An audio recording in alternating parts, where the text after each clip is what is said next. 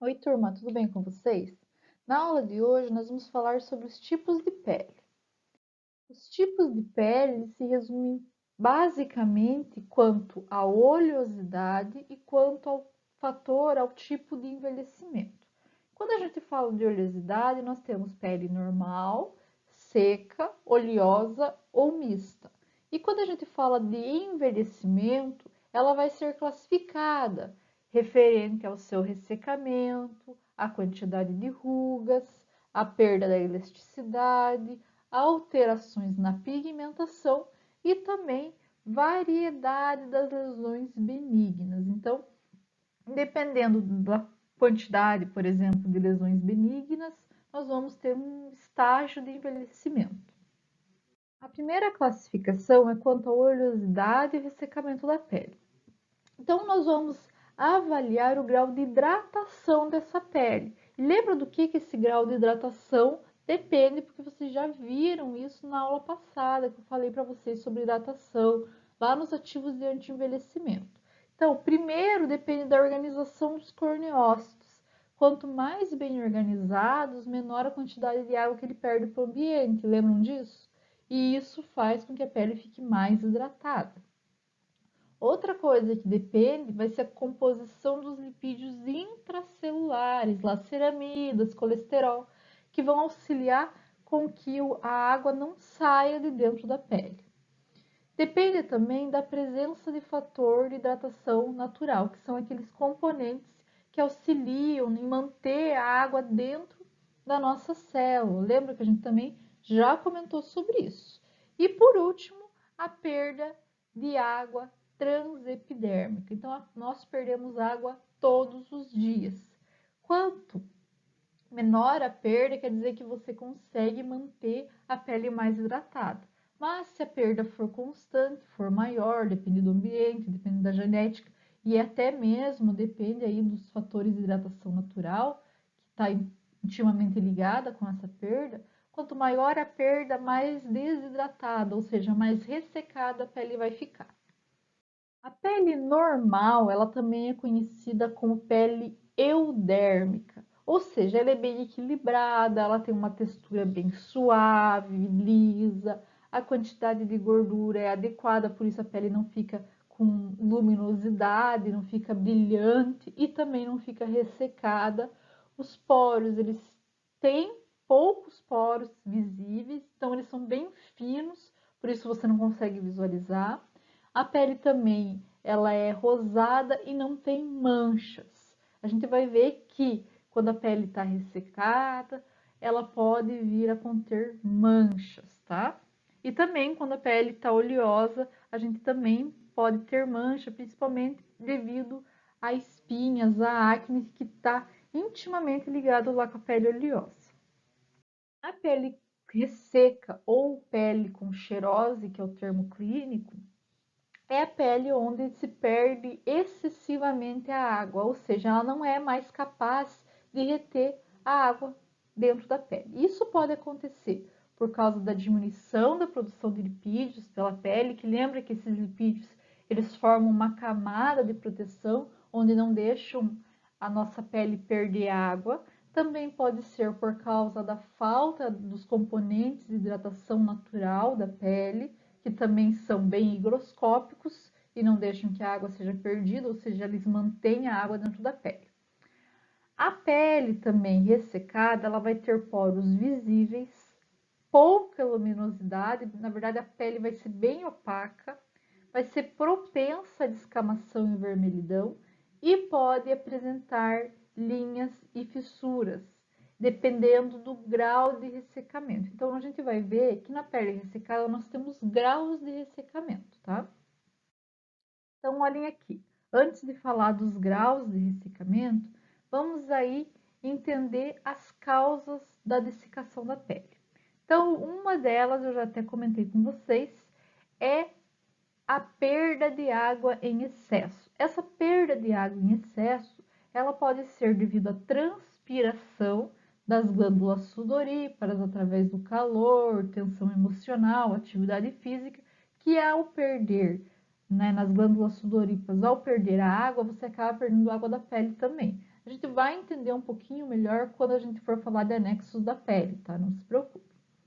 Temos também a perda da água transepidérmica. Como a gente já falou, a gente perde água diariamente.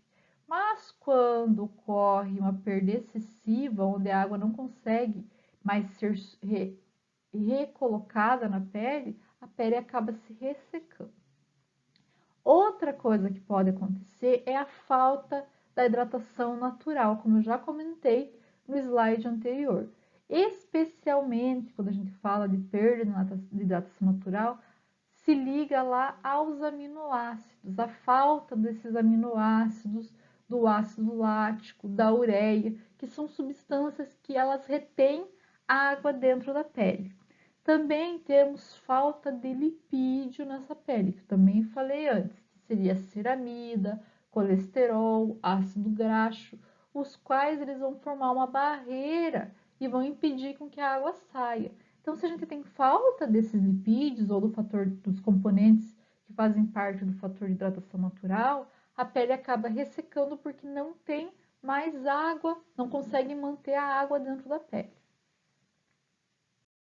Existem 3 tipos de ressecamento da pele. Um ressecamento que é leve, muito seco ou extremamente seco. Isso pode estar ligado à idade e até mesmo à genética. Peles muito secas, ou melhor, extremamente secas, são mais comuns em pessoas de idade, pessoas mais idosas. Por quê? Porque com o tempo as pessoas diminuem a água no organismo e, consequentemente, com a idade, né, ocorre a diminuição de água na pele também, tá? Então, olhem aqui algumas características. A aspereza, que é aquela sensação de pele áspera, ela vai estar presente em todos os tipos de pele, tanto a levemente seca quanto a extremamente seca. Então, todas elas. Pode ser que na extremamente seca essa aspereza seja um pouco maior do que nos outros 2 tipos, tá? A tonalidade opaca, ou seja, sem brilho, vai ser comum também nos 3 tipos de ressecamento. A descamação, ela é mais comum quando a gente fala de pele muito seca ou extremamente seca. Quando a pele está ressecada, está extremamente ressecada, nós conseguimos observar também uma característica interessante, que é a coceira. Muitas vezes essa coceira por pele ressecada, ela pode ser confundida com alguma alergia. Então, por exemplo, no inverno, nós acabamos tendo um ressecamento maior da pele.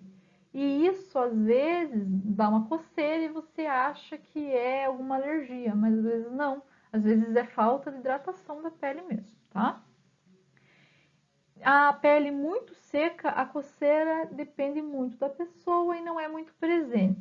Já na extremamente seca, essa coceira ela é frequente, tá?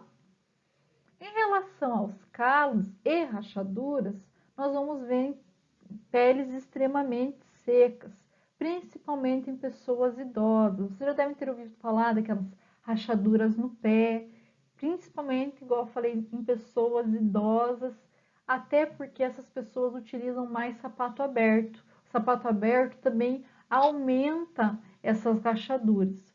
Um jeito de prevenir essas rachaduras, além, né, de prevenir e também tratar, digamos assim, é hidratar bastante o pé, por exemplo, e colocar sapato fechado. Que o sapato fechado ele auxilia em segurar a umidade, desculpa, a umidade na região e isso faz com que a rachadura comece a se hidratar. Sem falar que usar sapato como chinelo, por exemplo, por muito tempo, essas rachaduras elas podem infeccionar. Então é bom sempre ter um cuidado quando a gente fala, principalmente em pessoas idosas, que têm diabetes, nessas rachaduras no pé, nesse ressecamento do pé, tá? Então, indica sempre o hidratante e tentar usar sapato mais fechado para melhorar aí a hidratação do nosso pé. Em relação à pele oleosa, nós vamos ter aí pele com brilho excessivo. Tem uma maior, é caracterizado, né, por uma maior produção de sebo. Então a pele dessa pessoa produz mais oleosidade. Isso quer dizer que essa pele ela vai estar hidratada, gente. É uma pele que está bem hidratada. Ao contrário da pele ressecada, que a gente sabe que não tem hidratação. Na pele oleosa, ela está hidratada. Só que ela produz muito sebo e essa quantidade de sebo aí vai deixar a pele extremamente brilhante. E não é o que a gente quer, né? Até porque, por exemplo, quando você, meninas, né? Quando vocês passam uma maquiagem, e se a pele for muito oleosa, perde a maquiagem sai. Não é o desejado, mas não quer dizer que a pele oleosa ela seja pior que a ressecada. Por quê? Porque na ressecada a gente tem problemas bem graves em relação à composição da pele. Aqui a gente não tem tanto problema na composição da pele, a gente só tem um excesso de produção de sebo. Isso faz com que até diminua o envelhecimento. Já a pele ressecada, ela envelhece mais rápido, tá? Os poros aqui na pele oleosa, elas são mais visíveis, são mais dilatados, porque ele está produzindo uma grande quantidade de sebo. Então ele precisa mandar esse sebo para fora. Quando ocorre uma obstrução desses poros, o que acontece? Nós vamos ter formação de acne, formação de espinhas e cravos, por quê? Porque tem a obstrução, a bactéria se aproveita da quantidade de gordura da região e vai começar a se produzir, se reproduzir no local. Não se preocupem que na próxima aula eu vou falar sobre as doenças da pele e a acne é uma das que vamos dizer assim, na cosmetologia, uma das que a gente estuda muito, porque é um problema muito grande, principalmente na adolescência. Então, a gente vai falar sobre a acne na próxima aula. E por que a gente tem a pele oleosa? Pode ser por fatores genéticos, por mudanças hormonais, principalmente quando a gente fala de testosterona. Na aula que vem, eu vou falar um pouco mais sobre isso para vocês, mas o que acontece? A testosterona, ela se liga nas nossas glândulas sebáceas e estimulam essas glândulas. E nessa estimulação vai ter uma produção maior e isso acontece, acaba deixando a pele mais oleosa. A pele ela pode ficar oleosa também devido à utilização de medicamentos, que alguns medicamentos podem estimular essas glândulas sebáceas, o estresse e também a utilização de produtos comedogênicos, que são aqueles produtos que acabam fechando os poros e isso acaba segurando a oleosidade na nossa pele. A pele mista é o tipo mais frequente de pele que nós temos. E o que acontece? Essa pele ela vai ter partes oleosas e partes ressecadas. E quais vão ser as partes oleosas e quais que vão ser as partes ressecadas? Então, nós temos uma região na face chamada de zona T, que ela vem da testa, nariz e queixo. E essa região vai ser a região mais oleosa da pele, tá? Então, as pessoas que têm pele mista vão sentir uma oleosidade maior nessa região. A região ressecada são as extremidades, como bochecha, aqui no queixo, no canto aqui, perto da próxima orelha do nosso queixo, que não é bem no centro, né? A zona T ela é mais no centro, tá bom? O tratamento para a pele ressecada, ela vai ser realizada com umectantes e hidratantes. A gente já falou sobre isso, se vocês tiverem alguma dúvida quais são as substâncias umectantes e quais são os hidratantes, assistam de novo a aula passada, deem uma olhada naquela segunda aula que eu dei para vocês, onde eu coloquei quais eram as substâncias hidratantes, qual era a diferença de umectante e hidratante. Deem uma olhada lá. Mas, sem falar de novo, para não ser repetitivo, o tratamento vai ser dessa maneira. Umectantes e hidratantes. Já em relação à pele oleosa, a gente quase não falou dos tratamentos de pele oleosa, então eu vou falar um pouquinho mais para vocês sobre isso. Lembrando que o de acne, como na próxima aula a gente vai falar sobre acne bem direitinho, como dizer assim, bem especificado, eu vou deixar para falar do tratamento de acne na próxima aula, tá? Então, em relação ao tratamento da pele oleosa, nós temos aí, primeiro, limpeza de pele com soluções adstringentes, que são soluções que vão diminuir a oleosidade, porque quando a solução ela é adstringente, ela diminui os poros e também diminui ali a secreção sebácea, tá? Sem ser comedogênico, ou seja, sem tampar esse poro. Porque se ele tampasse, já não ia ter o efeito desejado. Ele só vai diminuir a produção de gordura, tá? Outra coisa importante é lavar o rosto com tensoativos, com sabonetes que contêm tensoativos. De preferência, tensoativos não muito agressivos. Por quê? Porque quando a gente usa tensoativos muito agressivos, isso pode estimular a nossa pele a produzir mais gordura, mais óleo, para tentar se defender. Então, por isso, a gente sempre procura usar tensoativos menos agressivos, até porque pessoas com pele oleosa elas têm uma tendência grande a ter acne, e isso pode trazer algum problema aí quando a gente usar um tensoativo muito agressivo. Em relação à limpeza, nós temos aí, por exemplo, o ácido salicílico e também um derivado que é chamado de LHA, que é lipohidroxiácido. Ele é um derivado do ácido salicílico. E ele vai fazer o quê? Ele vai auxiliar na desobstrução dos poros. Então, ele vai auxiliar como se fosse uma limpeza nessa pele. Outro agente bem interessante, como eu falei para vocês, são os adstringentes, que podem ser os taninos já presentes em plantas, como por exemplo, taninos da mamelis, do gerânio, do alecrim, que eles atuam como adstringentes, ou até mesmo o óxido de zinco, que também tem essa função. Uma coisa também que pode ser utilizada é esfoliação da pele, tá? Então, se fizer uma esfoliação, é claro que essa esfoliação ela tem que ser uma esfoliação não muito agressiva, principalmente se a pessoa tiver acne, para poder auxiliar em retirar a pele morta e também diminuir a oleosidade da pele. Mas também, como eu falei, tem que estudar muito o tipo de pele, o tipo de oleosidade, se tem acne, se tem alguma outra doença nessa pele. Outra coisa que é importante é evitar a utilização de cosméticos comedogênicos, que são aqueles que fecham os poros.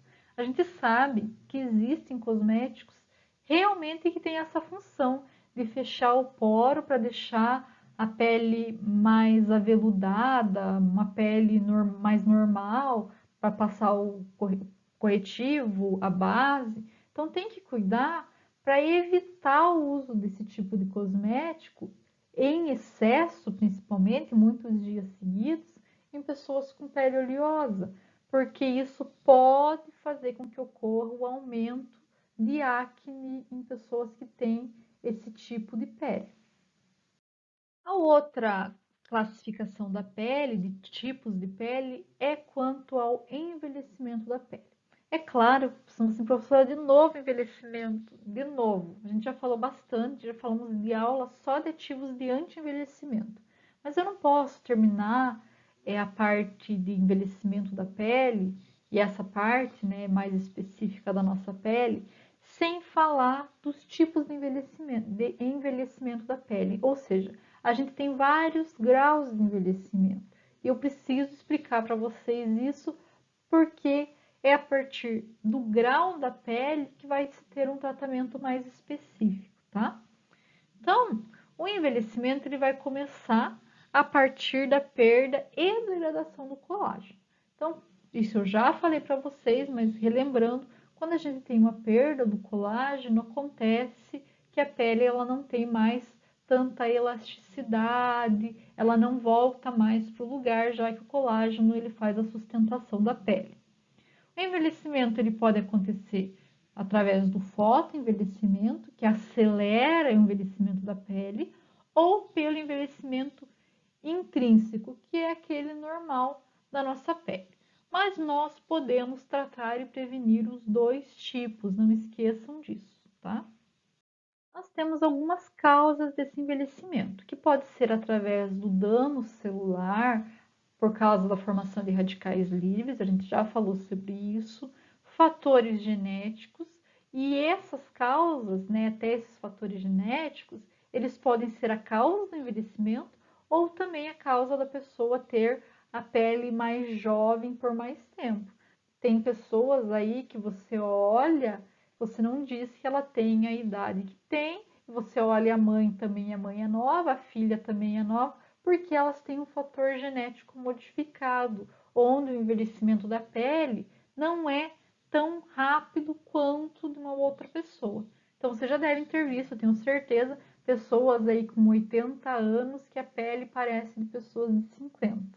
Isso acontece por causa dos fatores genéticos. Nós temos danos celulares, principalmente quando a gente fala de corneócitos, mas em outras células também, que podem auxiliar no envelhecimento. A redução do colágeno, a gente já falou, mas da elastina também, que vai diminuir a elasticidade e também a força da nossa pele em voltar ao normal, digamos assim.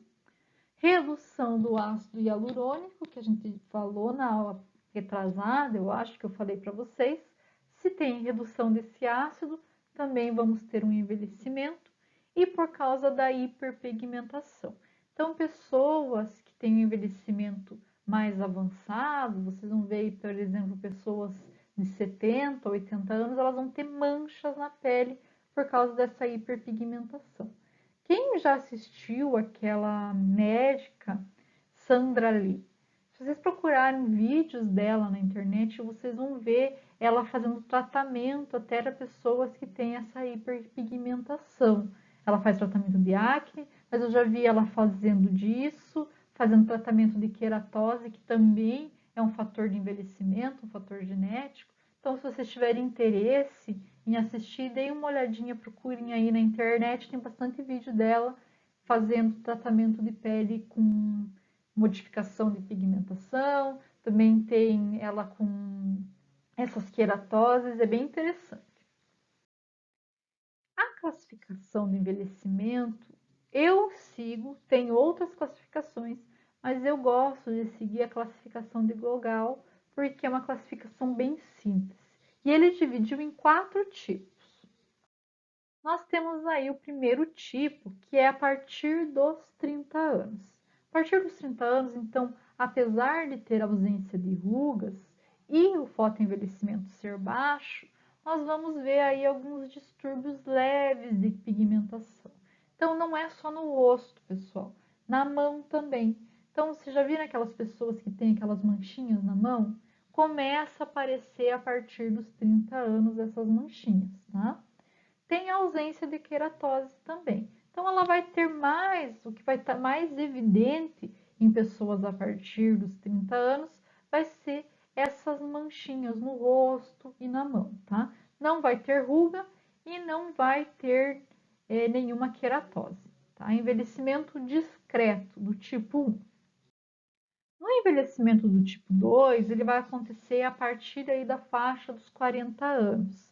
É um envelhecimento moderado, já tem fatores aí baixo a moderado do fotoenvelhecimento.